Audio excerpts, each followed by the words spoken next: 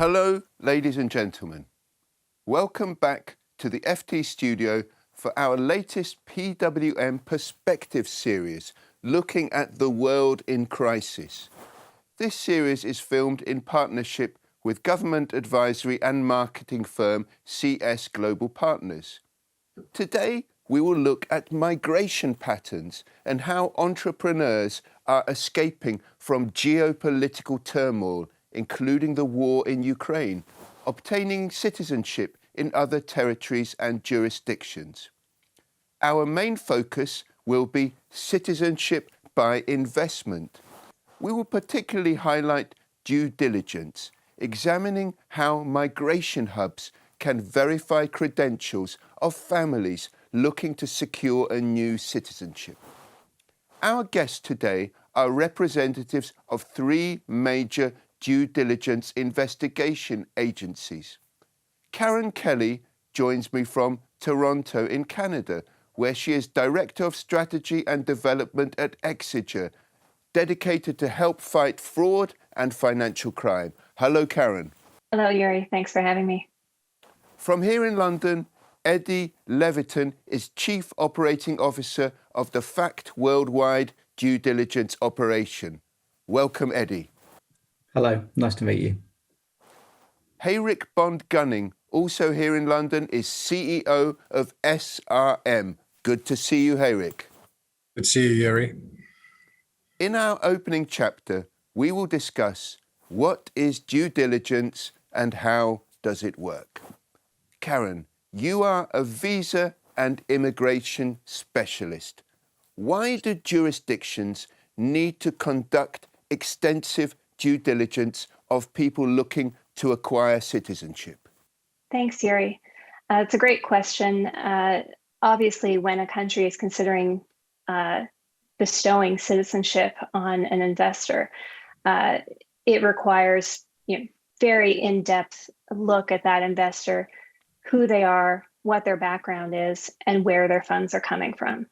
So an important piece of that is engaging a third-party expert, such as Exiger, such as my colleagues' companies, to look into these applicants at an in-depth level. That involves document verification, checking that they are who they say they are, looking at things like birth certificates, marriage certificates, education, so degrees, looking at their business qualifications, then taking it a step further, looking at, are there any criminal convictions? Are there any hits on sanctions lists or watch lists around the world? Are they subject to litigation or judgments? And then finally, looking at their source of wealth and their reputation in detail. So not only research what's out there in open sources, but using and making use of on-the-ground intelligence resources, asking questions of people who know these individuals. Where do they get their wealth? What is their reputation? Thank you, Karen. And if I can bring in Eddie Leviton, you are often a media commentator on fraud and business intelligence, and you have colleagues who worked for the City of London Police and Interpol combating economic crime. Isn't it easy for powerful and resourceful individuals from nefarious backgrounds to either forge, buy, or coerce people to supply the key supporting documents necessary to back an application? Well, that's not our experience in the case of citizenship schemes, interestingly enough. I think, firstly, in your introduction, you talked about wealthy people having access to these schemes. A lot of these people aren't what you would say are super rich or super wealthy. There are people who are looking for a safe haven for their families. They're escaping persecution, war zones, obviously, which is incredibly topical at the moment, and then looking for opportunities to develop their business interests as well. What we have seen is very, very, very few instances of fraud, of forgery of documents. And if they are taking place, they're very clearly detected because of the systems that all of us have in place to be able to do that, because we're cross-referencing lots and lots of different databases.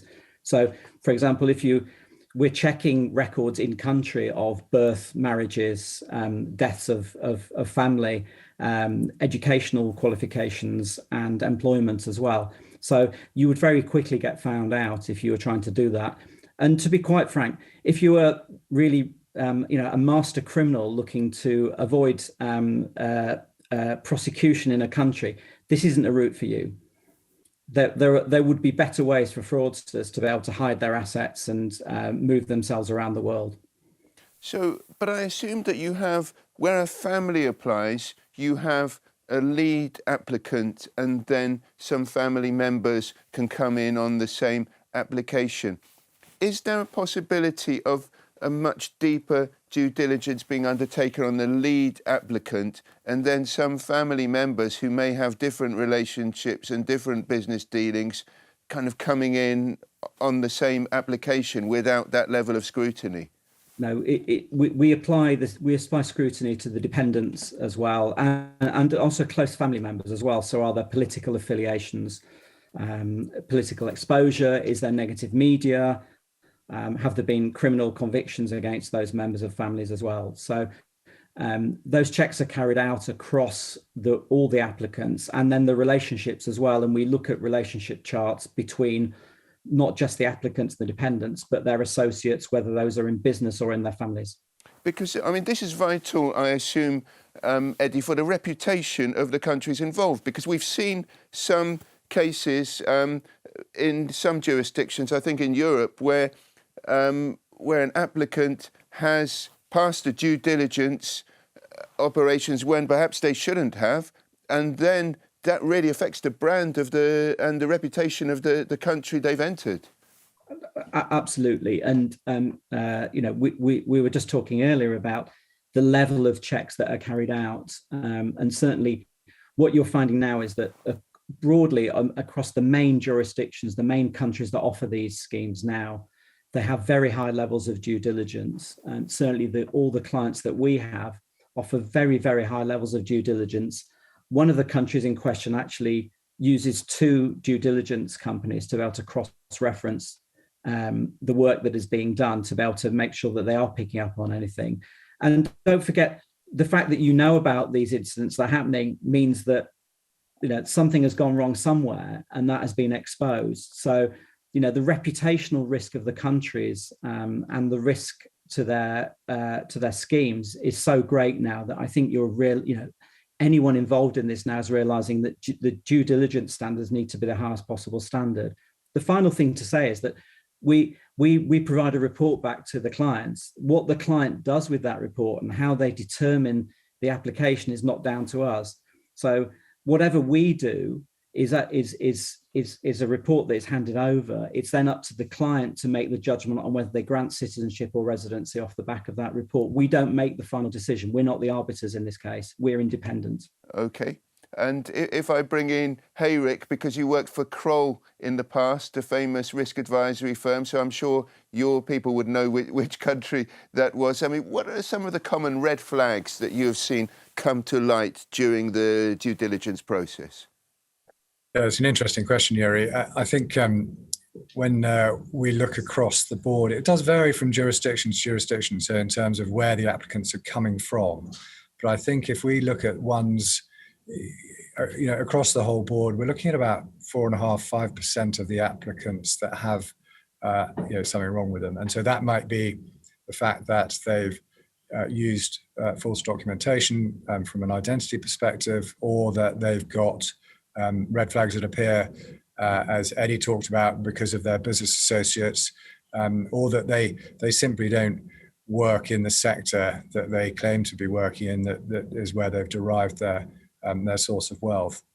And that, and so there's a variety of issues that we see crop up, and those will be the issues that we flag to the clients. I think what's really important in terms of your earlier question around some of those programs that have had problems is the ongoing monitoring that then happens after the report's been written, because of course people's circumstances do change, and what we're doing is providing evidence around this sort of snapshot in time, and situations change over time. And so that live time monitoring, which is something that the units are now doing, has become increasingly important so that they can stay on top of any potential challenges or issues that arise.